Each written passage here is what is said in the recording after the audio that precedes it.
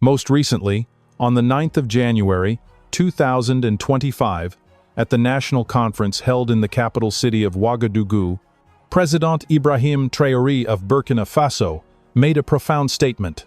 He said, "Soon the factories will rise." This word of prophecy is now being fulfilled in Burkina Faso.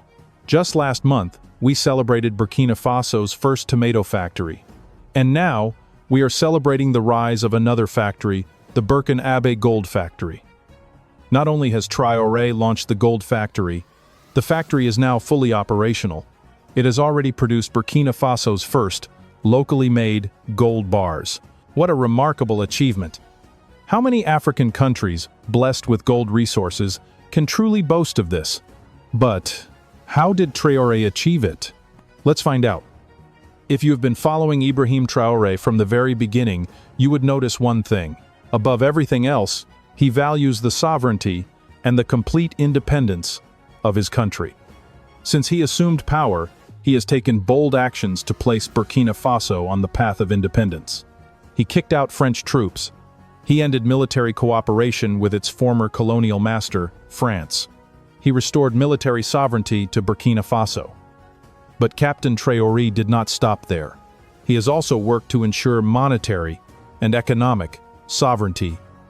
Here's why. On the 1st of September 2025, Captain Traoré, president of Burkina Faso, inaugurated the first waste processing plant for mining residues. This marked a major step in managing mining byproducts and in building a value chain that creates opportunities in the extractive industry. The inauguration took place in the Kosodo Industrial Zone, just east of the capital, Ouagadougou. During the ceremony, President Traoré proudly declared, "The machines to process the mines were entirely built in Burkina Faso."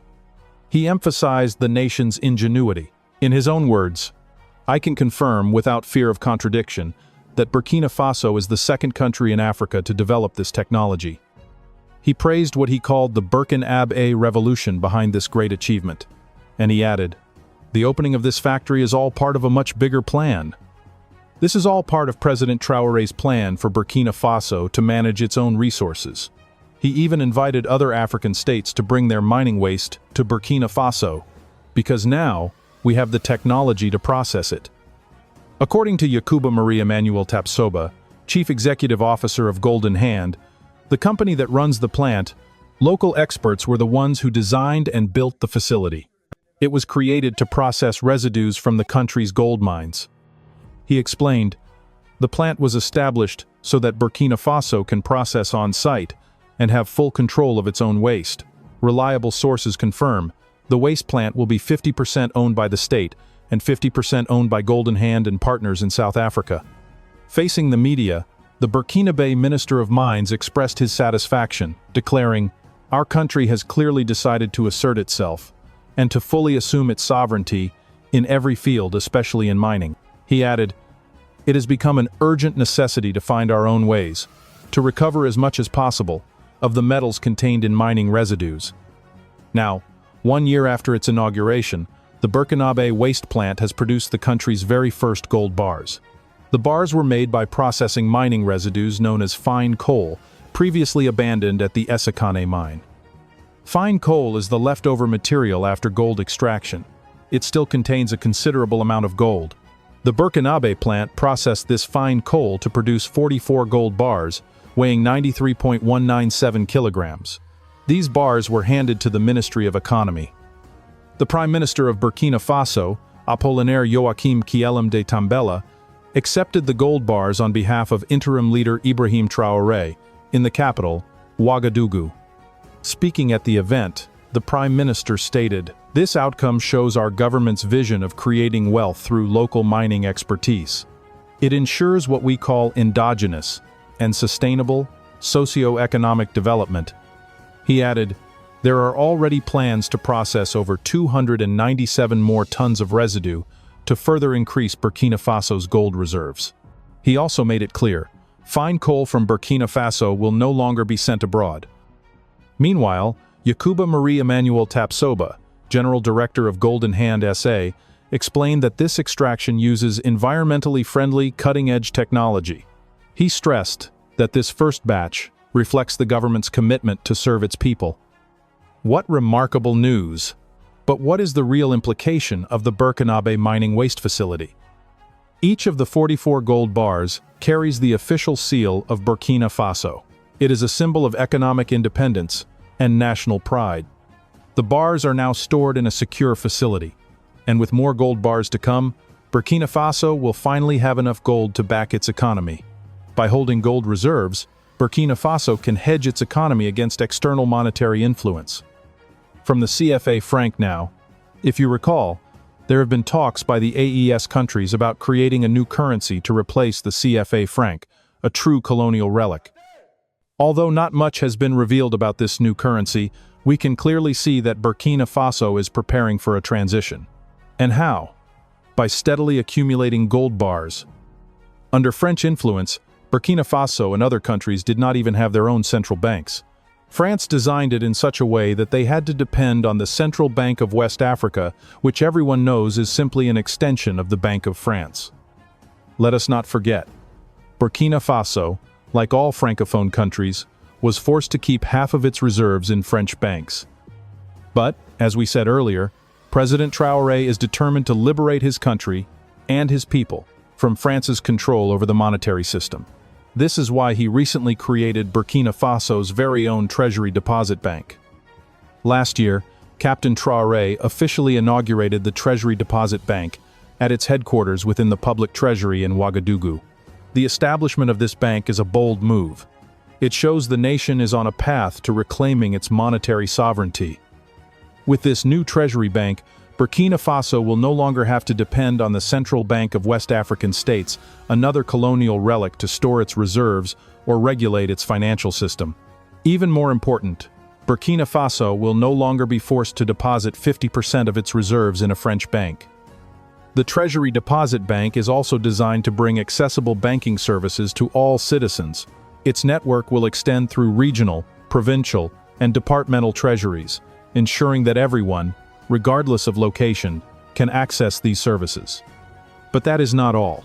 The Treasury Deposit Bank will also serve a wide range of clients: public institutions, state-owned companies, local authorities, international organizations, NGOs, and private businesses. Its primary mission is clear: to manage the banking functions of the public treasury, while offering secure, reliable services for the Burkina people. The Treasury Deposit Bank will handle account management, resource collection, and transaction processing. In addition, it will introduce digital payment methods and develop innovative banking services to meet the needs of a changing society. The truth is clear. The establishment of this treasury bank empowers Burkina Faso to conduct financial transactions independently. No longer must it depend on the Central Bank of West African States. No longer must it risk interference from France. Depending on that central bank has only benefited Europe. Countries like France, with no gold mines of their own, were able to accumulate huge reserves of gold, taken from Africa. Foreign mining companies extracted vast amounts of gold from Burkina Faso and other African nations at a cheap cost without giving back. Not even fair tax revenue. This is why Captain Traoré has taken bold steps to reclaim control over Burkina Faso's gold. The waste mining facility is one way he has done so. Now that the facility is in full operation, Burkina Faso can store its gold in the Treasury Deposit Bank. This is a remarkable achievement. But the question remains: what other steps has Traoré taken to protect his country's gold? As you know, Burkina Faso ranks among the top gold-producing countries in Africa. Gold is its leading export, 37% of all exports as of 2020. Gold mining is also the country's main source of employment. Of all the gold produced in Burkina Faso, half comes from artisanal mining, involving nearly 1 million people. Yet for decades, Burkina Faso was not in control of this resource. Instead, the Burkinabe gold industry was dominated by Western corporations. London-listed Endeavour Mining, Australia-based West African Resources, Russia's Nordgold, and Canada's Orezone Gold Corporation. Even worse, jihadist groups also took control of several artisanal mines. They used gold to finance acts of terror in Burkina Faso. As Captain Traoré warned in 2024, A lot of gold leaves Burkina Faso fraudulently, and this gold is used to fuel terrorism. The violence has been devastating. In 2022 alone, 4 industrial mines were forced to close. Nearly 700 artisanal mining sites were abandoned, and the country's total gold output fell sharply. Gold production in recent times has faced serious challenges. As a result, Captain Traoré decided to take bold steps to deal with 2 problems. First, in 2024, he banned the export of gold. Then, on Wednesday, the 30th of July, 2025, Burkina Faso's newly appointed Minister of Mines, Yakuba Zabre, announced that the country had suspended exports of gold and other precious metals from artisanal mining. The suspension took effect immediately. It followed the government's plan to clean up the sector and its desire to better organize the marketing of gold and other precious resources. The minister did not say how long the suspension would last, but he added, groups with gold ready for export could reach out to the National Society for Precious Commodities, SONAP, for compensation.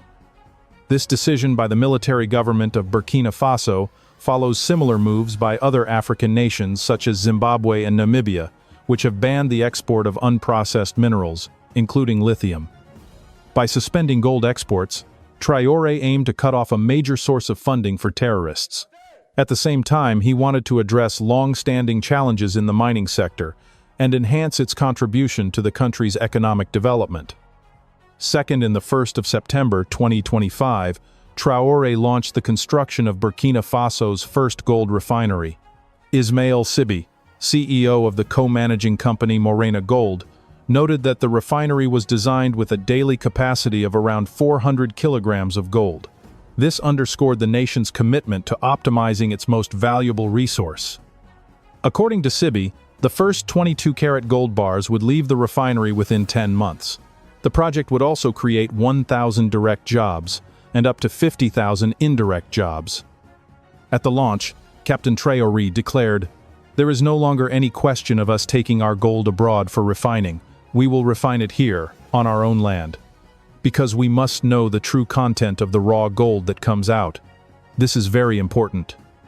The refinery, developed in partnership with Morena Gold, a local company, will also house a jewelry store and the future headquarters of the Société Nationale des Substances Précieuses, which oversees the project on behalf of the state. Following the launch, the military government reshuffled leadership. In the 2nd of September, 2025, Simon Pierre Boussim, the former Minister of Mines, was replaced with Yakuba Zabre. Wednesday, the 3rd of September, 2025, the government introduced a new gold sales royalty. For gold prices above $1,700 per ounce, a progressive royalty would now apply, replacing the previous flat 5% rate for gold sold between $1,300 and $1,700 per ounce. Finally, to wrest full control of the... Recently, Captain Ibrahim Traoré launched a massive military offensive to reclaim gold mines long held by terrorists. One of the most decisive operations took place in the Djibo Greenstone Belt, in northern Burkina Faso. This region is a geological marvel. It is rich in ancient rock formations and abundant in gold. For years, these riches attracted both legitimate miners and terrorist groups. Militants exploited the mines to finance war. They fueled violence. They funded kidnappings. They thrived on extortion. Illegal mining robbed the state of vital revenue. It left behind destruction, pollution, and unrest. The rugged terrain made matters worse, giving armed groups natural cover. But under Captain Traoré's command, the Burkinabe military struck back. Sweeping operations were launched to dismantle the networks and restore state authority. The Djibo Greenstone Belt became the center of fierce battles. Air fleets provided vital support overhead. On the ground, Battalions 4, 7, and 1 advanced with precision. They secured the heart of Commune 17, a stronghold once ruled by insurgents. This was a turning point, a decisive step in Burkina Faso's struggle, reclaiming natural wealth from the hands of terror and returning it to the people. Since 2019, this vast region had been under the grip of terrorists, effectively turned into a colony of armed groups. For more than 4 long years, the state's authority vanished. Roads were abandoned. Schools and clinics were deserted. The land became lawless, ruled by militias who thrived on fear and violence. The reconquest marks not just a victory, but a historic milestone for Burkina Faso. It is a turning point in the nation's struggle for sovereignty and survival. Before the military arrived, the area had become a haven for stolen heritage. Ancient cultural treasures were looted. Villages were stripped of their dignity, and the local population lived under constant threat. Every family faced a cruel choice: escape everything they had built, or submit to the harsh demands of terrorist commanders. But the Burkinabe forces refused to allow this nightmare to continue. They advanced with determination and caution. Every step was deliberate. Commando units stayed alert to hidden traps and ambushes. They established perimeter control without incident, then launched systematic searches to root out concealed weapons and explosives. Soon, the battlefield erupted. Gunfire cracked through the silence. Dust and smoke filled the air. The soldiers' reflexes were tested in moments of life and death. Their resilience was pushed to the limit, yet they held their ground, proving their courage against entrenched terrorist fighters in the very heart of Burkina Faso. The turning point came not by chance, but by strategy. Through coordination, through planning, and through advanced tactics, the Burkinabe army shifted the momentum in their favor. A decisive factor was the deployment of drones. These unmanned aerial vehicles became the eyes of the army, circling above the battlefield. They provided surveillance, tracked enemy movements, and relayed real-time intelligence to commanders. When the order came, drones unleashed precise strikes that obliterated fortified enemy positions. From a distance, drones delivered pinpoint accuracy. They eliminated threats while minimizing risks to ground troops. This combination of technology and bravery devastated the enemy. The result was clear. The terrorists, long fortified, long prepared for a drawn-out conflict, were crushed by the swift and decisive power of Burkina Faso's forces. They had expected a prolonged war of attrition. Instead, they were overwhelmed in days by an army transformed. This operation is living proof of the new Burkinabe military under President Ibrahim Traoré. Since taking office, he has pursued one priority above all: modernizing the army, enhancing its strength, and restoring its pride. Equipping the military with modern defense tools, combined with rigorous training from carefully chosen external partners, has proven essential. The success of this recent campaign underscores the depth of Captain Traoré's reforms. It shows the world that Burkina Faso is no longer a weak link, but a nation determined to defend its sovereignty. By regaining control of the Djibo Greenstone Belt, Burkina Faso now holds the keys to immense economic potential. This region, rich in ancient rock formations and vast deposits of gold, is more than a battlefield. It is a treasure chest for the nation's future. And with the establishment of Burkina Faso's own gold refinery, raw gold will no longer be exported in its crude form. It will be processed domestically, within Burkinabe borders, before leaving the country. This creates a complete value chain, raising the true worth of the resource on global markets. The benefits will be profound. A surge in GDP, billions in revenue redirected to the state, new funding for schools, hospitals, and vital development projects. The creation of thousands of jobs not only in mining, but also in transport, equipment production, logistics, and supply services. The ripple effect will transform the nation. Higher employment will lift incomes. Rising incomes will cut poverty. Better wages will improve living standards. And as investment flows in to tap these deposits, infrastructure will follow. New highways, stronger bridges, reliable electricity, clean water networks all will grow from this foundation.